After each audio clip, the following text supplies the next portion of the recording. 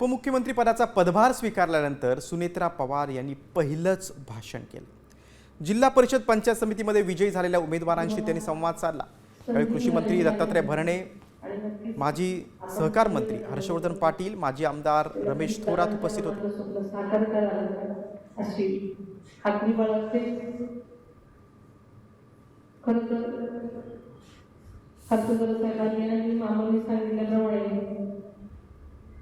मला आयुष्यात कधी वाटलं नव्हतं की मी इथे गणित शिकवले।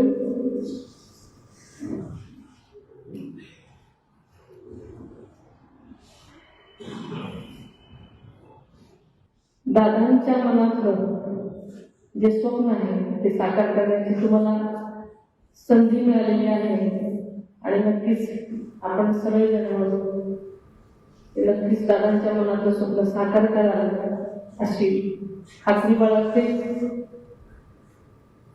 खरं तर हर्षवर्धन साहेबांनी आणि मामांनी सांगितल्याप्रमाणे मला आयुष्यात कधी वाटलं नव्हतं की मी इथे गणित शिकवले।